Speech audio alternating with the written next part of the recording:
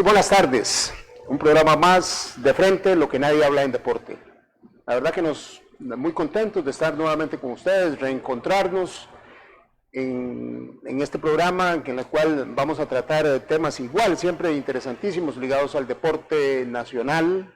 Hoy traemos un tema no menos importante, es el Estadio Nacional, esa estructura de cemento y varillo que se levanta en el reducto de Matarredonda, en La Sabana, inmueble donado por la República Popular de China y que fue inaugurado allá cerca del 2010, ¿verdad?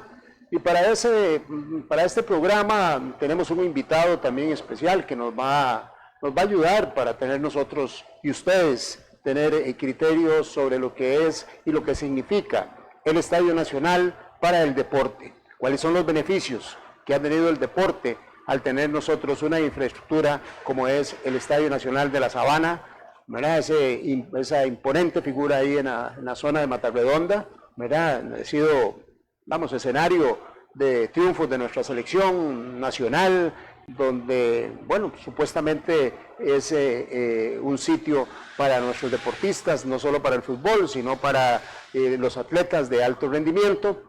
Y de todo eso queremos hablar, ¿verdad? Cómo es que funciona esta organización del Estadio Nacional y cuáles han sido los beneficios que tiene para el deporte nacional y si algunas partes a lo mejor no se han beneficiado tanto como otras. Para eso le voy a pedir a mi querido amigo Luis Peraza, licenciado Luis Peraza, que nos presente a nuestro invitado del día de hoy. Luis, muy buenas tardes. Gracias, Joaquín. Buenas tardes, licenciado de la Paz, que nos acompaña hoy. Abel, nos conocemos allá de los años 90. Creo que primero en la Federación de Baloncesto.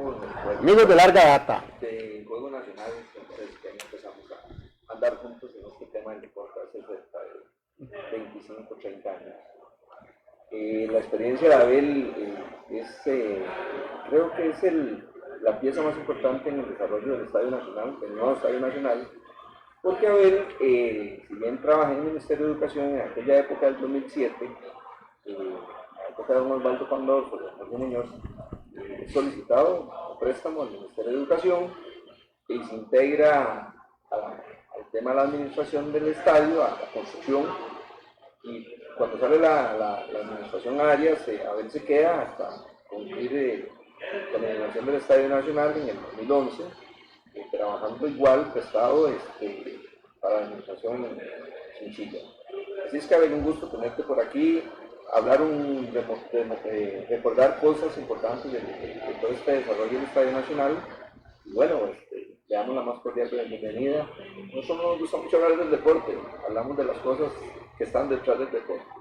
Y me parece que este tema de los 10 años, porque vamos a ver, el estadio se inaugura en marzo del 2011, la inauguración, pero el gobierno chino nos ponía que ese estadio nos lo entregaba en febrero del 2011, pero nos lo entregó en octubre del 2010.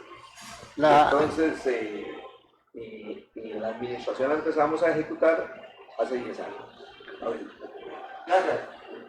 Buenas tardes, es un placer estar acá compartiendo con todos los amigos de frente, cosas que hablan, como dicen ustedes, detrás del deporte. Y es interesante, el tema del Estadio Nacional nos trae buenos recuerdos, hay que decirlo de esa manera, y a veces recordar es vivir, eso no lo podemos dejar de lado.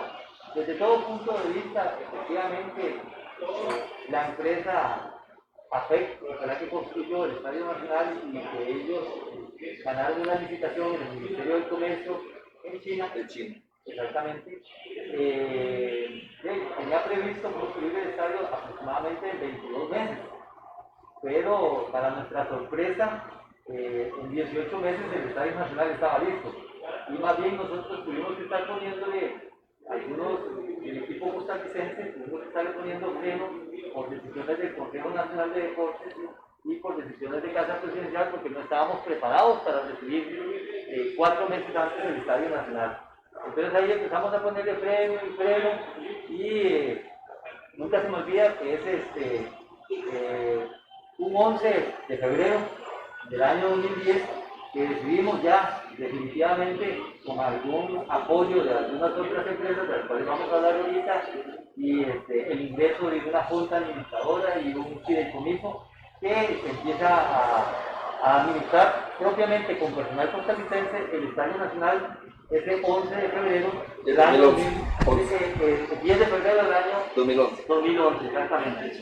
Que es cuando hicimos un acto muy bonito con la Fuerza Pública de Costa Rica de la circunferencia del Estadio Nacional por aspectos muy estratégicos, con el propósito de que también dieran vigilancia y seguridad al Estadio Nacional. Entonces, con un acto muy simbólico se hizo la iza de la bandera de Costa Rica en la explanada principal. Un evento que fue televisado, un evento que fue incluso transmitido con el canto del himno nacional de Costa Rica con presencia de autoridades nacionales como autoridades del mismo gobierno de China. Eso fue en enero del 2011, que En se febrero. 10 de febrero. Sí, eso fue como el acto oficial. El acto de recibimiento. El acto oficial del Y a partir de ahí ya venían trabajando por mandato y acuerdo del Consejo Nacional de Deportes, una empresa que se llama JBQ, que se le había dado 6 meses antes todo el proyecto y el programa de inauguración del Estadio Nacional. Y que empieza a empezar en marzo, y en donde el pueblo de Costa Rica empieza a llegar a las diferentes actividades y a conocer durante una semana. Y 15 días después estuvo Shakira. ¿Cuántos chinos trabajaron en la construcción del Estadio Nacional? Bueno, aproximadamente trabajaron unos 2.500 operarios técnicos profesionales de nacionalidad china. No todos estuvieron al mismo tiempo, no es posible además mantenerlos y tenerlos acá en habituallamiento, en un albergue o en diferentes sedes. Me acuerdo que había uno en Don Bosco, había una sede ahí por Don Bosco, al antiguo Estadio Turcios. Exacto. El antiguo Estadio Padre Turcios fue prestado gracias a la gestión, tenemos que reconocerlo, que en aquel entonces la doctora Alejandrina Mata Segrera, viceministra de Educación y miembro de la Junta Directiva del INA, fue la que ofreció la opción de que don Carlos Sequeira, presidente ejecutivo del INA, nos prestara a través de un convenio ese estadio y ahí pudiéramos tener el campamento o el albergue de los trabajadores chinos. Efectivamente, yo recuerdo que para esa época, y qué interesante poder hablar con don Abel, porque me acuerdo que para esa época, cuando se empezaba a hablar del Estadio Nacional y la construcción del Estadio Nacional, como siempre en nuestro país, todos los temas que tienen que ver con la parte permisaria, ¿verdad? La parte de permisos, no fue tan sencilla, ¿verdad? Tuvo sus complicaciones, pero no solo eso, me recuerdo que ya propiamente los permisos de construcción, después que cómo se traían los chinos, que qué pasaba con la caja, que qué pasaba con esto, esa parte fue un poco difícil y complicada, pero sin embargo con mucho entusiasmo se fue solventando. Sí, hay que recordar también que hubo un instrumento muy poderoso a través del gobierno de la República. Los hermanos Arias, el doctor Oscar Arias Sánchez y Rodrigo Arias, viceministro, el ministro de la Presidencia, generaron lo que se conoce la declaratoria de un decreto ejecutivo de interés público y nacional. Exactamente. Entonces, donde encontrábamos pared, donde encontrábamos obstáculos, se mostraba el decreto ejecutivo de la declaratoria y se abrían muchas puertas. Y hay que decirlo así, en algunos momentos hubo muchas instituciones y muchos trámites que, a pesar de eso, las auditorías y los departamentos legales de muchas instituciones decían, no, a pesar de ese decreto no es posible que le brindemos este servicio. Entonces, yo tengo que reconocer que yo me volvía con el lado entre las piernas a la oficina y le decía, Osvaldo, pasó tal lugar, tal cosa y no nos quieren colaborar y no nos van a ayudar y el trámite va a durar 2 o 3 meses. Entonces don Osvaldo agarraba el teléfono y hablaba con don Rodrigo o con don Oscar Arias. Y ese mismo día me estaban llamando para que me devolviera a la institución a hacer el trámite, a entregar los documentos y que 24 horas después o 48 horas después estaba resuelto. Un trámite que por normativa en alguna institución pública o privada o desconcentrada como autónoma o semiautónoma duraba a veces 30 días o 45 días o un poco más. Entonces la influencia de los hermanos Arias en realidad contó muchísimo para todas las facilidades en este tipo de procesos. A ver, cambiando el tema, voy con los chinitos y los albergues, la alimentación de los chinos en aquella época, que ellos no comían nada tico. En realidad, bueno, volviendo a la primera pregunta, eran 2.500 trabajadores que vinieron, no todos al mismo tiempo. La empresa FEC está ubicada en la ciudad de Anhui, en China. Lo que hizo fue que subcontrató también algunos procesos. Entonces, por ejemplo, lo que era digamos, el movimiento de tierra lo hicieron ellos propiamente. La chorrea de las graderías de concreto en sitio la realizaron a través de otra empresa. China también. China, si ellos contrataban empresas todas chinas y traían a los trabajadores en vuelos completos, 200, 300, 2 o 3 vuelos de 600 trabajadores. A veces había que hacer trámites importantes, en tal sentido de que en migración nos facilitaran el ingreso, las visas de trabajadores especiales en condiciones específicas para que pudieran entrar al país. Y como dice Luis, la alimentación era un poco diferente porque ellos traían toda su alimentación, la salsa, los sazonadores, ellos traían su carne, traían sus vegetales, verduras, todas envasadas y comprimidas al vacío. De acuerdo a lo que eso sí, el Ministerio de Salud les permitiera traer, claro, por ejemplo. Claro. Sí me acuerdo que lamentablemente una vez vino un embarque de gansos y estaba la fiebre aviar en Asia. Entonces, lamentablemente los hicieron quemar todo el contenido de los contenedores en la zona portuaria en Caldera, porque eso no podía entrar ya por un decreto ejecutivo por el tema de la fiebre aviar que había en esa época. Y algunas cosas que compraban acá, que eran mínimas, gracias a que había un amigo de ellos que era ofrecido por la embajada para que todo lo que era con temas de proveeduría, insumos para la construcción, insumos para la alimentación de ellos, verduras frescas, frutas, algunas pocas carnes y mariscos que se querían muy frescos. Entonces ellos a través de los supermercados chinos y algunos de los mercados nacionales y supermercados, ellos compraban poca alimentación, pero la gran mayoría de todo venían en margen. El Ministerio de Salud controlaba qué ingresaba y qué no ingresaba, y aunque habían alimentos y habían cosas que por ejemplo aquí no se acostumbraban a comer, hay una ley en Costa Rica, la Ley General de Salud, que permite exclusivamente para esa actividad y para ese grupo de trabajadores en donde no se vaya a comercializar absolutamente nada, se les permite, digamos, que lo puedan traer y que ellos lo puedan consumir. Y así se hacía. Una pregunta más, a ver, saliéndonos del tema ya propiamente sobre el estadio y la construcción. En aquella época, si mal no recuerdo, a mí me parece que de toda la construcción del estadio solo había como 2 cosas costarricenses, que era la gramilla y los inodoros. La gramilla sí fue contratada a una empresa nacional, efectivamente, y lo otro que era nacional, bueno, era y no era nacional, porque todo se había construido acá en Costa Rica, pero se había solicitado a 2 empresas. Habían 2 concreteras, la infraestructura del concreto, que ellos mismos la producían con la calidad que se solicitaba a través de los manuales y las normas del Colegio Federado de Ingenieros y Arquitectos, el colado, por decirlo así, para el chorreo de los pilotes y de todas las graderías que son chorreadas en ciclo. Cemex y Holcim hicieron un contrato con ellos y prestaron cada uno una concretera. Entonces, lo que era toda la infraestructura de producir el concreto, ellos lo habían obtenido a través de esas 2 empresas y ellos hacían su propio colado de concreto. O sea, el concreto no lo hacía ni Cemex ni Holcim. No. Ellos lo que prestaron fue la maquinaria. Exactamente. No. ¿Y los inodoros? No, los inodoros, al final de cuentas sí hubo un cambio con el diseño original, porque eran con placa turca, que hay que reconocer que incluso en el campamento, en el antiguo estadio Padre Turcos, aquí en Barrio Don Bosco, todas sus instalaciones estaban hechas con placa turca.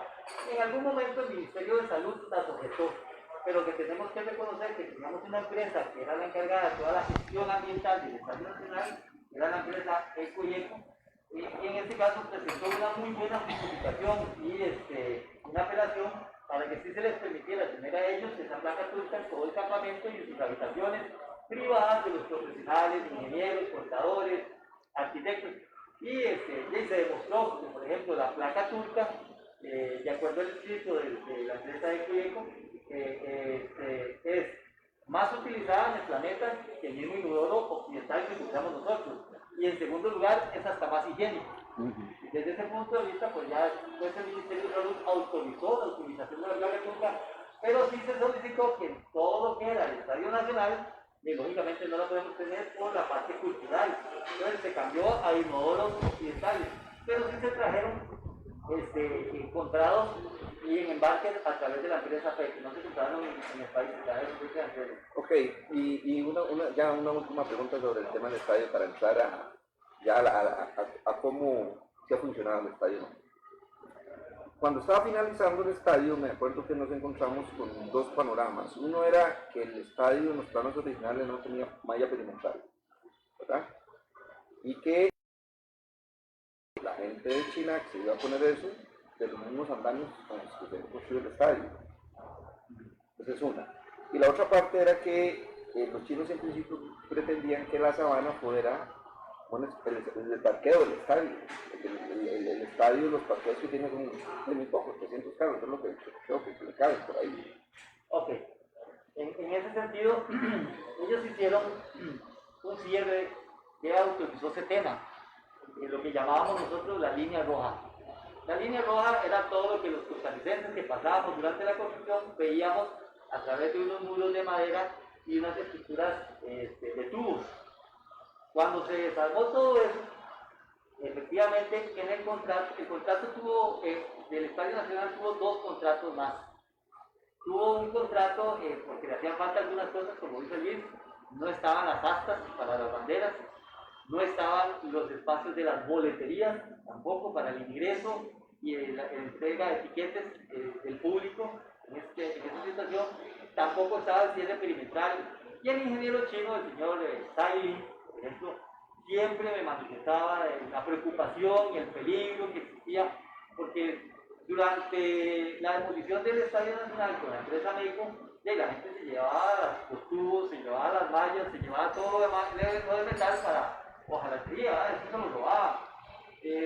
Durante la construcción a ellos se les metían y les robaban materiales, les robaban insumos, les robaban computadoras, les robaban uniformes, les robaban cascos, les robaban zapatos, les robaban las cosas de ellos mismos ahí en el estadio. Entonces él siempre pasó con esa preocupación y dijo, no, el estadio tiene que estar cerrado.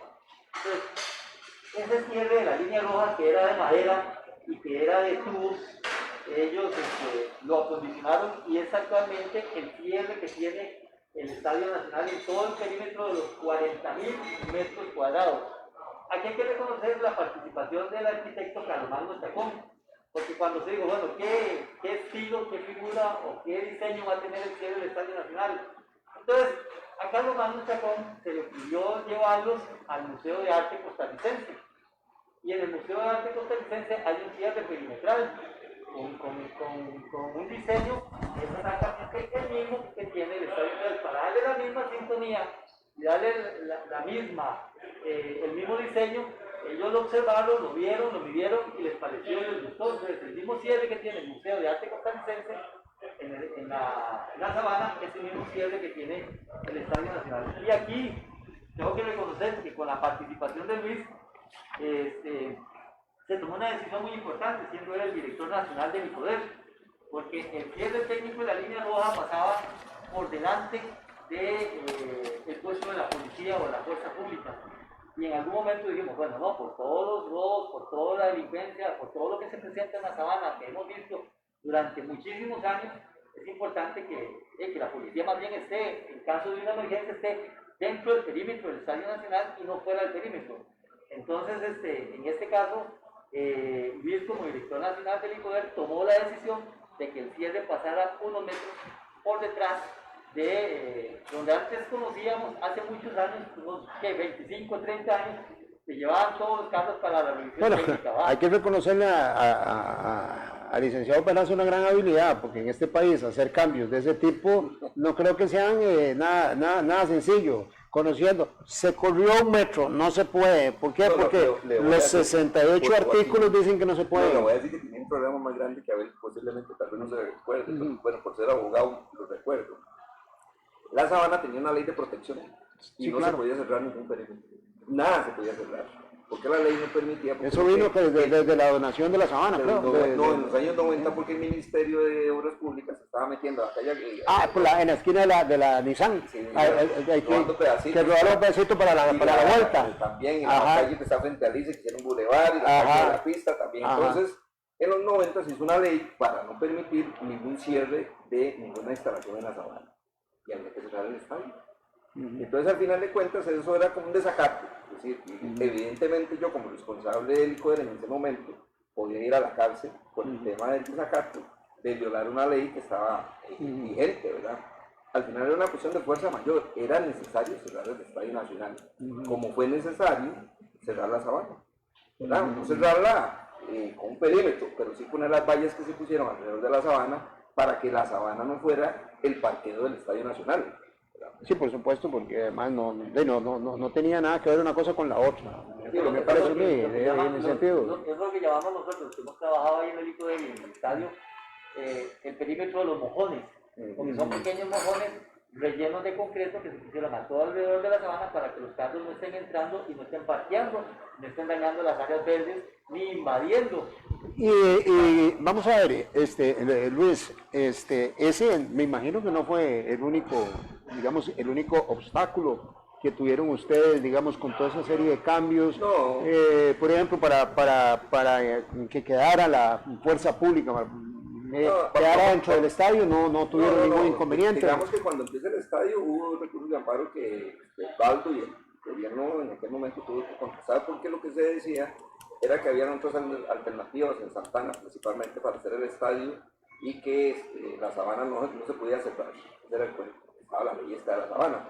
Al final, los recursos de amparo fueron contestados en la sala constitucional, y cuando se vino esa situación, cuando yo me reúno con los abogados del ICODER, les dije, vamos a ver, es que no hay alternativa.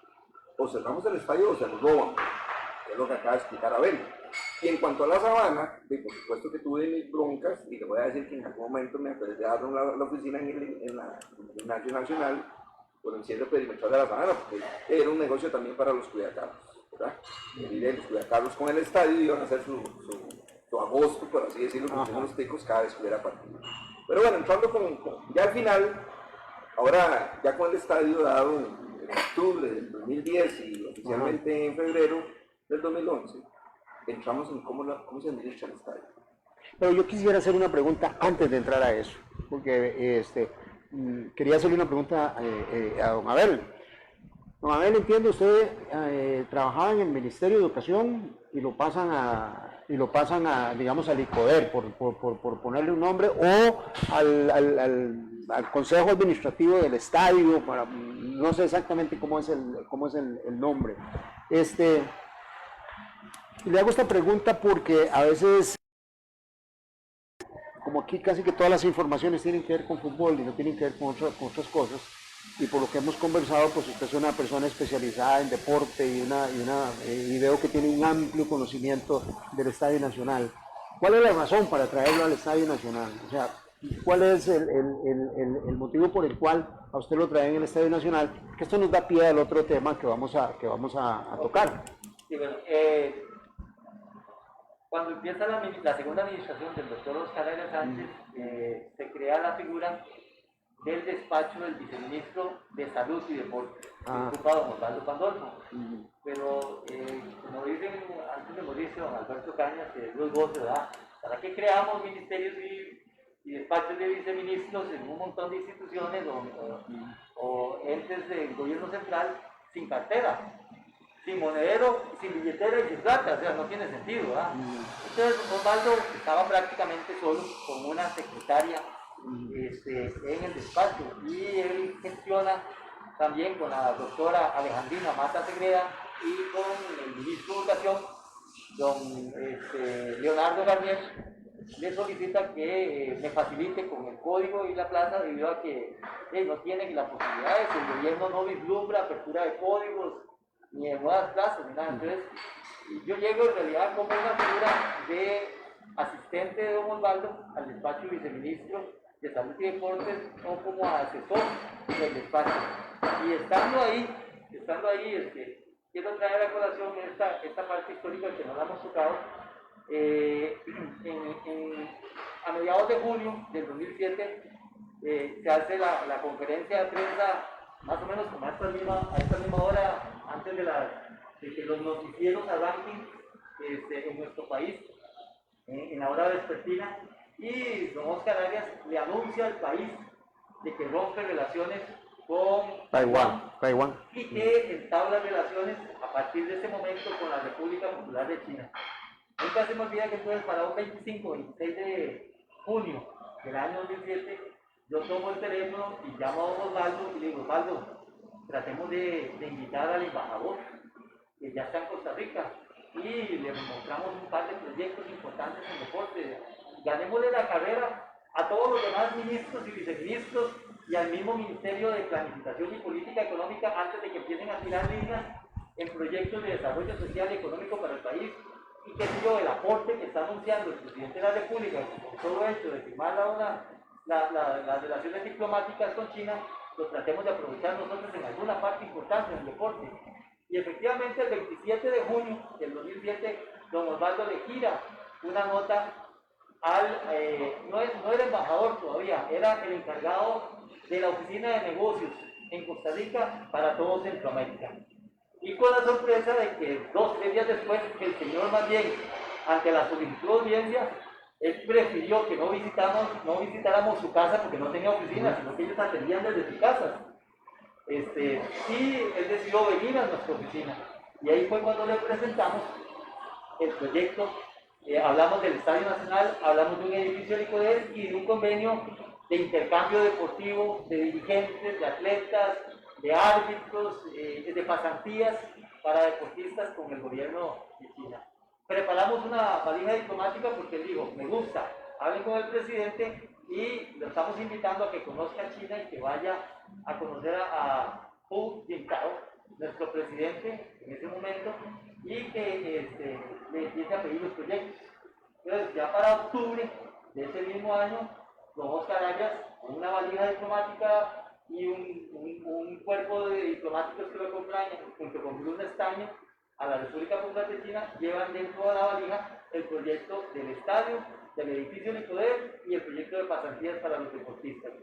A la vuelta recibimos la noticia: nos interesa el Estadio Nacional y hay un presupuesto para eso, y a partir de ahí empezamos a arrancar y empezamos a trabajar en todo el proceso de planificación con todos los detalles técnicos, administrativos que requería. Nuestra sorpresa es que en marzo o abril del siguiente año el gobierno anuncia que efectivamente hace la donación, la formaliza, pero decide generar una figura, que aquí es donde vamos también al fideicomiso, una donación llave en mano. En ese país ese mecanismo y esta figura no se conocía, lo que todo el mundo conocía, una serie de contratos, una serie de procesos administrativos que se llevaban con donaciones y aportes con dinero de otros gobiernos del G7, como Francia, como España, como Alemania, como Italia, como los Estados Unidos, Inglaterra, con los cuales Costa Rica tenía convenios en diferentes áreas, pero no existía nunca la figura de llave en mano. O sea, en tal sentido, Costa Rica no administró fondos. Directamente todo lo desembolsaba el Ministerio del Comercio de China a la embajada sufragaba todos los gastos de la empresa en Costa Rica, y ellos nos dijeron: aquí están las llaves del estadio, y aquí están los planos del estadio, y aquí están los manuales de funcionamiento. No tocamos nada. Encárguense ustedes ahora de administrarlo. Vamos Quiero a... dejar claro de que sí hubo un año de garantía. Durante todo ese año de garantía, que fue posterior a la inauguración del estadio, se creó un pequeño equipo de ingenieros, arquitectos, trabajadores, los cuales nos siguieron capacitando sobre los manuales de funcionamiento en la parte mecánica, en la parte eléctrica, en la parte, digamos, de pantallas, de sonido, de computadoras, toda la parte tecnológica del estadio.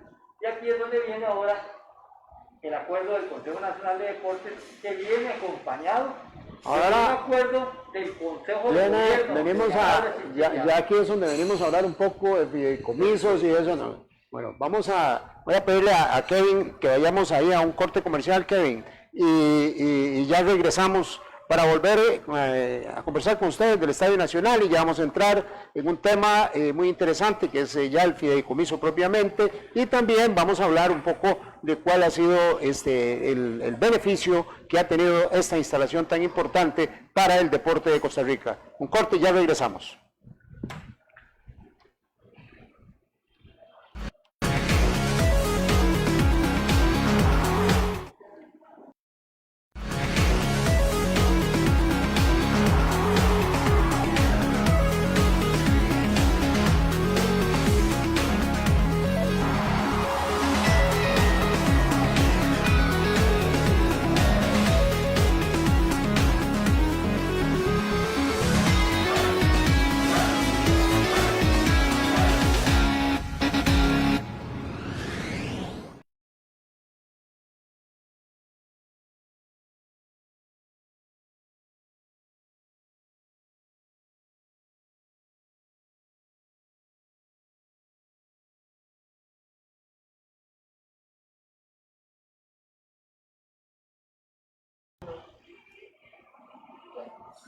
Continuamos. Vamos a entrarle a la parte ya propiamente de lo que tiene que ver con el fideicomiso y ya el estadio propiamente en marcha. Y aquí estos dos señores con esta experiencia que tienen, Luis siendo director del ICODER y don Abel Garbanzo, pues quien también participó en toda esta parte del Estadio Nacional, desde su construcción, o sea, desde el génesis del Estadio Nacional hasta que entregaron la llave, ¿verdad? Aquí están las llaves, señores, nosotros hemos cumplido. Haya arrancado otra etapa también muy importante para el Estadio Nacional. ¿Por qué no nos cuentan un poco de esa historia? Vamos a ver, en octubre del 2010, cuando los señores chinos nos llaman para decirnos que el estadio está terminado, en aquella época, ¿cómo se llama el ingeniero que estaba como la grupo a supervisar?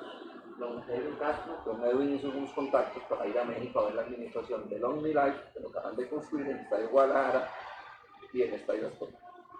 Ese es de Vergara. El de Vergara y el del Estadio Azteca. Ya fuimos a ver cómo se administraba.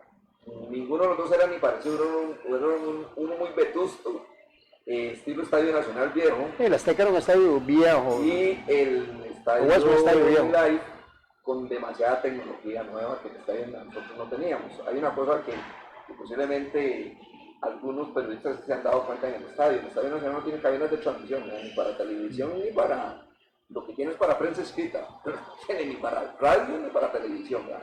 Parte de lo que en los padres no estaba y así hubo que recibir el estadio. Pero bueno, entrando al tema del fideicomiso, cuando yo llego al ICODER, yo llego el 1 de junio del 2010 y ya se venía haciendo una propuesta a Casa Presidencial sobre las posibilidades de administración del estadio. El ICODER, el fideicomiso, se presentaron como 4 opciones, ¿de acuerdo? Que las presenta doña Giselle Goyinaga. Me imagino que hasta concesión, digamos, la posibilidad que fuera una concesión. La posibilidad fue la de la concesión también. Se presentaron varias alternativas y del Consejo de Gobierno, pues, se escogió, por así decirlo, el tema del fideicomiso. Entonces, la recomendación, comillas, del Consejo de Gobierno era que fuera el fideicomiso y eso se entra al Consejo de Deportes, ¿verdad? En aquella época. Y evidentemente parte de mi salida del Estadio Nacional obedece al tema del fideicomiso, ¿verdad? Con lo cual yo no compartía y sigo sin compartir, porque... Ahora, pero ¿en cuáles puntos específicamente Luis, vos no yo, estabas de acuerdo? Vamos a ver, yo creía que el Estadio Nacional primero es propiedad del ICODER, ¿verdad? Y que el ICODER, si evidentemente no tenía un administrador del Estadio Nacional, podía buscar el mecanismo para hacer una contratación de un administrador con toda la infraestructura del Instituto del Deporte. ¿Cuál era el tema? Era un tema de costos. En aquel momento el presupuesto que se presentaba sobre los salarios y de la gente que iba a administrar el Estadio Nacional era muy alto. Porque me acuerdo que se contrataban 4 personas, una en $8,000 y me parece que 3 o 2 de 5 y una de 4. Era un tema elevado para el tema del estadio. La otra cosa que a mí nunca me pareció que está vigente, porque el se llevó por 30 años, es que decía que si había pérdidas, la asociación del Instituto del Deporte. Entonces, yo me acuerdo que en las reuniones con don Fernando Naranjo, posiblemente Pero vamos a una pregunta y yo creo que también aquí a ver nos puede dar luz. Vamos a ver, una posibilidad era que lo administrara el ICODER, ¿verdad? Y otra, bueno, todos los planes que se presentaron y al final quedó un fideicomiso. Ahora yo pregunto, como lo hacemos todos los ciudadanos de a pie, sería que lo que querían evitar en aquel momento al hacer un fideicomiso, y esta pregunta se les hago directas, lo que a veces sucede con instituciones del Estado, ¿verdad? Es que comienzan con un presupuesto y cuando se da uno cuenta, digamos, necesitamos 4 personas y al final tenemos 60, ¿verdad? Yo no sé si a lo mejor lo que quería evitarse con el fideicomiso o con cualquier otra figura de esas era que, digamos, no se burocratizara el estadio o la administración del Estadio Nacional. Eso es una alternativa. El otro problema, y a ver, fue funcionario del Instituto del Deporte ya en los 90, era que el instituto nunca ha gozado de buena fama en la administración de las instalaciones deportivas, ¿verdad? Y entonces uno dice, vamos a ver, ustedes se acuerdan que en el 2010 tuve un encontronazo con la Nación porque todos los días sacaban un pucho de basura en la sabana. Y es que la sabana le daban un mantenimiento, que tuviera la basura 4 o 5 empleados, imposible para toda la sabana, ¿verdad? Que a lo mejor no con el mejor equipo. También, pero bueno, y la piscina Manuel París era un problema también, siempre ha sido un problema y lo es en este momento. El velódromo del Parque de la Paz era otro problema. Es decir, el poder, la fama que tenía era que no era muy ducho en la administración de instalaciones deportivas, históricamente. Muchos de los proyectos de Juegos Nacionales de los que Abel participó, aunque eran de las comunidades, el ICODER no dio el suficiente, no tiene recurso humano. No sería que el ICODER no estaba, vamos a ver, si a lo mejor nos acordamos de la sabana vía, o sea, lo que había en la sabana era un montón de canchas de fútbol, ¿verdad? Una enorme cantidad de canchas de fútbol, un terreno para jugar softball y tenis, estaba el hipódromo, ¿verdad? Los que ya peinamos canas, estaba el hipódromo y donde entrenaba Tigre Manzanares, era el del boxeo. El gimnasio de boxeo. Eso era lo que había. O sea, la sabana, prácticamente, quien administrara la sabana, lo que tenía era que cortar zacate y recoger basura, nada más. Sí, pero es que con el tiempo, con el tiempo, las cosas fueron cambiando. Ya se hicieron otro tipo de, no sé, otras instalaciones, canchas de básquet que no había. Me parece que se hizo también una cuestión ahí de patinódromo. En fin, una serie de cosas, ya algunos senderos como para que la gente pudiera caminar y todo ese tipo de cosas. Y no sé si es que el ICODER a lo mejor no estaba preparado para eso, porque parte de eso del comienzo era eso. Bueno, ahora le voy a hablar, pero vamos a ver. Entonces, al final, mi posición como director en aquel momento era que no había necesidad. Yo estaba hablando del tema del... A ver, usted nos puede interrumpir también, sí, cuando no estamos diciendo, no estamos diciendo algo correcto, ¿verdad? El recurso humano o el económico era muy elevado para empezar con la administración del estadio. Eso era lo que a mí me parecía en aquel Porque aquí decía, yo estoy investigando un poquito, pero veo que los datos aquí no pueden ser como muy fidedignos, porque ya unas fechas que me dio don Abel, con todo el conocimiento que tiene, no son las correctas. Pero bueno, dice que el estadio costó 110 millones de dólares y esa parte me parece que la vamos a pegar con esto, es que dice que el mantenimiento anual rondaría el 1.8 millones de dólares. Pero que da un mantenimiento de casi 150 mil dólares, una cosa por mes, que me parece que es muy elevado. Uno podría decir, me parece a ver que... ¿Le parece elevado a usted, don Abel, hablar de 150 mil dólares? El miedo que tenía el gobierno, hay que reconocerlo muy específicamente en la Laura Chiquilla, es que la experiencia, como dice Luis, decía de que el gobierno era muy ducho. La administración del ICODER y los profesionales del ICODER no eran muchos en administrar lo que teníamos como instalaciones. ¿Cómo iban a administrar el Estadio Nacional con toda esa modernidad y esa tecnología? Pero entonces, aquí hagamos antecedentes. Existía primero la ley 3656, que era la ley de la Dirección General de Educación Física y Deportes, en donde el recurso del deporte llegaba a través del Ministerio de Cultura, Juventud y Deportes. Hay que reconocer que Cultura se dejaba una muy buena tajada y le daba un remanente a la Dirección General de Educación Física y Deportes para que pudiera subsistir y mantener las instalaciones que tiene. Era imposible. Luego, en el año 98, se crea o ley el poder a través de la ley 7800. Pero eso genera, digamos, una serie de para los que peinamos canas era lo que era la Dirección General de Deportes. Esa es la que administraba. Esa es la que administraba la canas. Pero lógicamente con la creación del Instituto Costarricense del Deporte en el 98, inmediatamente los presupuestos no son abundantes ni suficientes para la administración.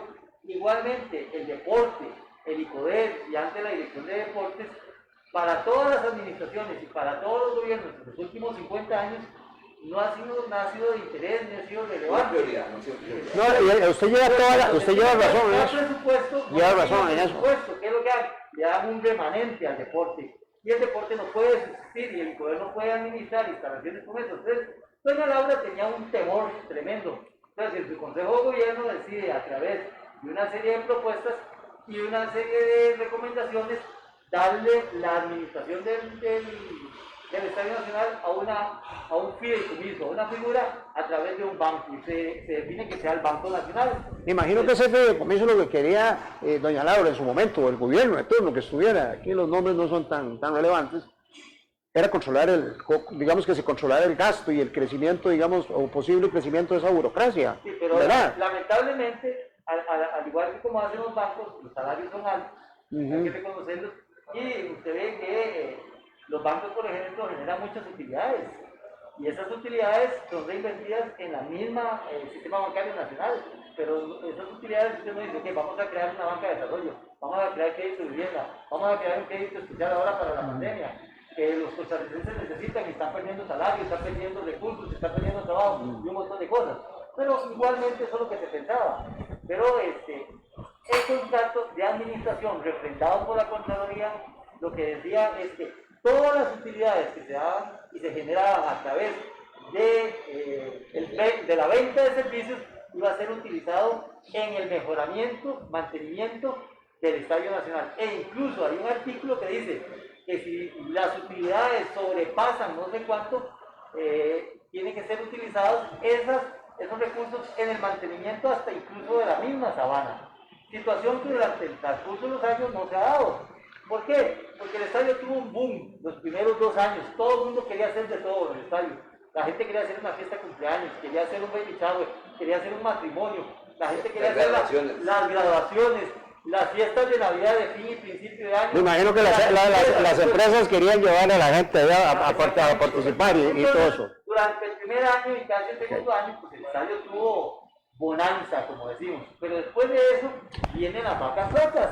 Y ahora el estadio genera no lo que se estaba pensando y apenas genera lo suficiente para pintarlo cuando se eso que dice usted para generar digamos los contratos que hay 3 grandes contratos, el de la gramilla, que eso lo ha asumido siempre el ICODER, el contrato de la seguridad y el contrato de lo que es la limpieza del Estadio Nacional. Cuando no hay eventos, el estadio hay que limpiarlo. Y don Ricardo me imagino que pasa muchas preguntas porque entiendo a él cómo hace con su empresa para todo. Pero entonces acá hay otro artículo que ya Luis había mencionado que dice que no se llega a un nivel de equilibrio entre lo gastado y entre los ingresos, el poder tiene que estar poniendo esa diferencia. Entonces, el Estado, al final de cuentas, le quita la administración. Bueno, o sea, vamos a, para ponerlo en términos muy costarricenses, digamos, el fideicomiso, banco que sea, no es tan relevante si lo tiene el Banco Nacional, el Banco Costarricense, el que lo tenga, es un guarda bien pagado. Al final. Más o menos. No, porque es que te voy a decir por qué. Porque vamos a ver, o sea, si hay ganancias, las mejoras, por eso, entonces, y si hay pérdidas, pues las va a asumir el ICODER. O sea, lo que estamos es al frente de un guarda muy bien pagado. Me refiero a un guarda muy bien pagado en el sentido de que lo que está él ahí es como un controlador para que las cosas se administren de la mejor manera. Porque, digamos, no hay ningún apoyo financiero de parte del Banco Nacional, me imagino, no existe. El tema fue, o sea, al final tenemos que decir que el fideicomiso nada más obedece a un temor del gobierno de que el ICODER no tuviera la capacidad suficiente para poder administrar un bien del tamaño del Estadio Sí, Nacional. lo que pasa es que al final de los años, ya después de 10 años, nos damos la tarea de que el fideicomiso no es necesario, porque le digo, vamos a ver, primero no han habido mejoras en el estadio sustanciales, y cuando ahora que hablamos fuera del micrófono con Abel del tema del ascensor, para poner a funcionar el albergue, o el hotel albergue que le decíamos nosotros en aquella época, pasaron 7 años, pero quien tuvo que asumir el costo de eso es el ICODESH. Entonces no hay mejoras sustanciales en el tema del estadio, excepto la pintura, pero la pintura es un tema de mantenimiento, no es una mejora. Entonces, el dinero que se utilizó en el pago de salarios se pudo haber reinvertido en el tema de mejoras al estadio, como hablo de las cabinas de transmisión que no tienen, ni de televisión, ni de radio. Entonces al final uno dice, era como el papá ese cuando lo regaña, se lo dije a usted, ¿verdad? Se lo dije. Bueno, entonces, el fideicomiso, ni fu ni fa. Ok, pero... Aquí hay que hacer una diferencia importante, compañeros del Metaverso. Lo que pasa es que el cliente preferente del Estadio Nacional, eventualmente uno puede pensar que son las promotoras de conciertos, los organizadores de ferias y festivales, o la misma Federación Costarricense de Fútbol, que son los 3 clientes oro o platino que puede tener el Estadio Nacional: un concierto, una feria o un festival, o puede tener un partido clase A de selección, en este caso. Pero lo que pasa es que eso no llena la agenda anual del Estadio Nacional. Aquí, don Ricardo, yo me imagino las dificultades que tiene durante el proceso de administración del estadio para tratar de llegar a ese equilibrio financiero. Porque ¿cuál es el cliente preferente en este momento del Estadio Nacional? Las federaciones. ¿Y qué pasa con las federaciones? La Federación de Baloncesto tiene dinero, o la Federación de Arquería, o la Federación de Esgrima, o de tenis de mesa, o de ajedrez, o el Ministerio de Educación, por ejemplo, para organizar juegos deportivos estudiantiles. Entonces, nosotros y muchas federaciones que organizan eventos en el Estadio Nacional recibimos la ayuda, por decirlo así, del fideicomiso y del ICODESH, porque nos facilitan el estadio de manera gratuita. Pero entonces, eso ocupa muchos espacios en la agenda del estadio, pero no le genera. Vamos a ver. ¿Por qué? Porque nuestras federaciones y las organizaciones deportivas de representación nacional o con declaratorias de utilidad pública, ¿verdad? No son esas federaciones que generan riqueza o que generan lucro. Pero bueno, el estadio está hecho en esa función. Pero es que vamos a ver, el Estadio Nacional, bajo mi criterio, o sea, uno tiene que verlo como que si tiene utilidades o no tiene utilidades. Todas aquellas acciones deportivas que sean mejora para la salud, ¿verdad?, en todas las partes del mundo normalmente son subsidiadas, ¿verdad? Entonces nosotros no podemos pensar de que si las federaciones no pueden o que aquel no puede, o sea, entonces no se van a beneficiar. O sea, yo entiendo, ¿verdad?, todas esas vicisitudes que tiene que pasar el gerente del estadio, pero esto nos lleva, el hilo conductor de esto nos lleva, por un asunto de espacio, Abel y Luis, nos lleva ya a otra cosa. Nos lleva, ya hemos hablado de la historia, ya hemos hablado de lo que el fideicomiso, ¿verdad? Y estamos tocando algunas cosas que tienen que ver con la rentabilidad deportiva del Estadio Nacional. ¿A qué me refiero? Bueno, realmente el Estadio Nacional ha cumplido con digamos, puede ser con los objetivos del ICODER, o con las metas del ICODER, o con las metas del desarrollo del deporte nacional. ¿Lo ha cumplido o no lo ha cumplido? Porque, digamos, pues, aquí yo no estoy para juzgar a nadie, estoy para que los que nos ven y nos escuchan también tengan un criterio. Quienes no conocemos de eso, yo diría que el deporte se ha beneficiado poco. ¿Por qué se ha beneficiado poco? Bueno, porque cuando juega la ya se ha beneficiado la federación, porque además tiene unos ingresos brutales, ¿verdad? Yo no sé en qué los usan, ¿verdad? Porque todo lo malgastan ahí. Luego vamos a la parte del atletismo, que bajo mi óptica son los únicos 2 deportes que en este momento se ven beneficiados, aparte de las oficinas que hay. Pero vamos a la esencia misma, que es que eso fue creado para que el deporte costarricense tuviera un lugar y un espacio donde se pudiera desarrollar. ¿Realmente el Estadio Nacional ha cumplido ese cometido o todavía nos queda debiendo? Vamos a ver, yo creo que en parte lo ha cumplido con el tema de las federaciones que están ahí, porque fueron esas oficinas administrativas se hicieron en ese sentido. Pero el tema de rentabilidad... Sí, es que si fuera eso, Luis, o sea, no puede ser que tengamos nosotros, que las oficinas de las federaciones nos hayan costado 110 millones de colones. ¿Me explico? No, estamos de acuerdo. Déjame terminar la idea. Entonces, en cuanto al albergue que está ahí en el estadio, que se construyó con la idea de que todos los torneos que hubieran aquí, por lo menos centroamericanos, la gente se hospedara y saliera a un costo muy relativamente bajo. Incluso tiene la capacidad para un restaurante, con una cocina que nunca se pudo funcionar, no sé si funciona ahora en realidad. Pero recuerdo que cuando el estadio nos daban, hablábamos de tiendas deportivas y todas esas cosas, toda esa rentabilidad no la tiene el estadio. No la tiene. No la tiene. ¿Por qué no la tiene? Bueno, porque cuando se pone una aguja en entrar al estadio, la gente no va a ir a tiendas con una aguja ahí, porque no hay donde dejar el carro, primero que nada. Entonces, esas tiendas lo que se convirtieron son en bodegas. No sé qué más se usan. Pero Luis, ¿a usted no le parece extraño que este Estadio Nacional se inaugura en abril del 2011? Es correcto. O sea, ya tenemos 9 años. 10 años, vamos para 10 años de tener el Estadio Nacional. Y usted me está poniendo ahí varios ejemplos. ¿Usted no cree, y perdonen que ponga esta palabra, que no hay alguna inutilidad en que no se hayan hecho otras cosas más? No, o sea, me refiero al tema de las tiendas, me refiero, bueno, que hasta ahora ya están los ascensores. O sea, entonces son instalaciones subutilizadas, porque si no las podemos utilizar para digamos, como albergue de deportistas, estamos mal. No, es que por eso es que cuando Abel habla, cuando hablamos de que el fideicomiso lo que establece es que si hay pérdida las asume el ICODER, entonces es muy fácil. Esperamos a que el ICODER venga y pague para administrar, entonces es muy fácil. Por eso es que yo sigo pensando que la figura del fideicomiso... No, el fideicomiso me queda muy claro que es un guardaespaldas. Este tema del deporte, para que usted tenga una idea. Resulta que para hacer un concierto a estadio lleno, el alquiler del estadio es de $75,000. ¿Verdad? Ajá. Una persona que lucra. O sea, yo voy a traer a un cantante, pues decir algo. 75,000 me cobran por el estadio completo. Pero si juega la Federación de Fútbol, un partido de fútbol le cobran $100,000. Es decir, que el fútbol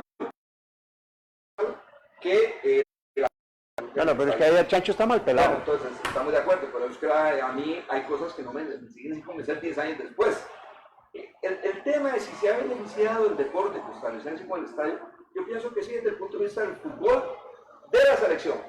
Porque hablábamos con Luis hace 15 días, hace 5 días, que los equipos de fútbol de este país, llámese de la Liga de Ascenso. Luis Acuña, nuestro productor, de la Liga de Ascenso o de la Primera División, no tienen la capacidad para pagar el alquiler del Estadio Nacional, punto, Julio. ¿Por qué? Porque usted me dice, un equipo de segunda división tiene la capacidad de pagar $7,500 por abrir un pedacito de la gradería, utilizar la cancha, pero además tiene que pagar seguridad, limpieza, todas esas cosas que amerita el estadio. Entonces al final, el fútbol, del que estábamos hablando, que beneficia a la selección nacional, pero los equipos no, ¿verdad? Eso es un tema. El tema de la Federación de Atletismo, por supuesto que hace sus campeonatos ahí, pero hablábamos también, ¿y dónde está la masificación? Bueno, es que no se permite porque la pista no se puede abrir para toda la gente, X y Z, aunque ahí entrenan las personas del Picomaster y algunos grupos, pero son los menos posibles. Entonces al final, uno dice, esta gran instalación que tenemos, deberíamos de sacar mejor provecho para el deporte. Hay algo importante que yo sí quiero reconocer, o sea, con el Estadio Nacional la historia del deporte en Costa Rica ha cambiado, sí, efectivamente ha cambiado. Hemos mejorado. Ha habido más rendimiento en el deporte de Costa Rica, sí, porque si bien es cierto, las dos federaciones que más se benefician es el atletismo y el fútbol, hay otras federaciones, son casi todas, por decirlo de alguna forma, las 32 que hay, porque antes, por ejemplo, el ICEDER tenía un equipo multidisciplinario que quería poner a disposición de todas las federaciones y los atletas en formación y los atletas de alto rendimiento, y no teníamos dónde ubicarlos. Incluso una vez tuvimos una clínica de terapia en la antigua Federación Costarricense. Pero vamos a ver, usted dice una cosa muy importante, vamos a ver, formación y alto rendimiento. Exactamente. Ok, entonces, pero yo le pregunto, los atletas en formación, no de alto rendimiento, y perdone mi ignorancia, yo entiendo, atletas en formación son aquellos atletas que después de la masificación se le ve que tienen alguna posibilidad de llegar a atleta.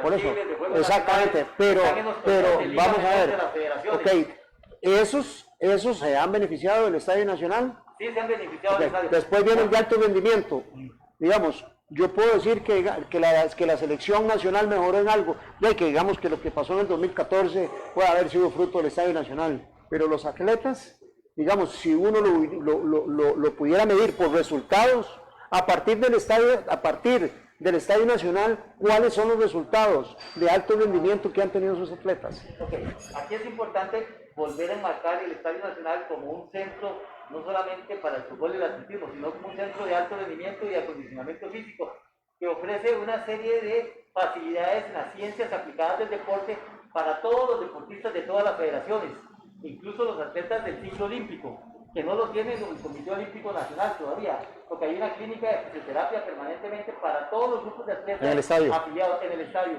Hay atención nutricional, atención psicológica. Entonces, si usted pero empieza a estadio, ¿Ah? no son del estadio. No. Exacto. El estadio da la comodidad del acondicionamiento. Yo lo que digo a ver es que es parte de lo que se pretendía cuando el estadio se trae. Claro. Pero todos esos programas, no es que, vamos a ver, porque no podemos confundir ni engañar aquí a la gente. La administración del Estadio Nacional no hace esas cosas. Lo que da es una autorización para que el ICOER ponga la clínica. Es decir, el ICOER es el dueño, pero lo autoriza que ponga la clínica fisioterapia. La administración del Estadio Nacional lo único que hace es mantener, por decirlo así, el inmueble en las condiciones necesarias para que tenga un uso. Sí, pero sin el Estadio Nacional no tendríamos esas condiciones. Los deportistas no los tendrían. Hoy en día lo tenemos. Y si revisamos, por ejemplo, el resultado prácticamente inmediato, ¿cuáles fueron? Los Juegos Centroamericanos San José 2013, en donde Costa Rica empezó a levantar y empezó a mostrarse nuevamente en el ciclo olímpico. Centroamericanos y el Caribe, Panamericanos y los Juegos Olímpicos. Si bien es cierto, el embudo y la zaranda de todos los procesos del ciclo olímpico hacia los Juegos Olímpicos es complicado y te llegan figuras con las manos, los dedos de una mano contados, y los resultados son los de Neri, y los resultados son los del ciclismo, y los resultados. ¿Por qué? Porque ahora, por ejemplo, ese tipo de condiciones que no ofrecen las federaciones y que tampoco ofrecía el Comité Olímpico, ahora lo está ofreciendo el ICODER, gracias a que el Estado generó esos espacios. Pero a mí me queda una duda, es importante, siempre con esto. Ha cambiado la historia del deporte y ha cambiado el rendimiento de nuestro país. Hoy en día podemos decir que el deporte costarricense es más profesional de lo que era antes sin el Estadio Nacional, porque no teníamos esas condiciones y no existían esos espacios. Y ahora esos espacios generaron esas condiciones, el personal que ofrece el ICODER. No, a ver, eso está claro. Ahora, la pregunta que a mí me queda siempre es la siguiente. Vamos a decir que el Estadio Nacional es si lo hacemos comparándolo con un automóvil, tenemos un Ferrari ahí, ¿verdad? ¿Okay? La pregunta que yo siempre me he hecho, ¿cómo está la carretera, ¿verdad?, para llegar al garaje donde está ese Ferrari, que es el Estadio Nacional? ¿A qué me refiero?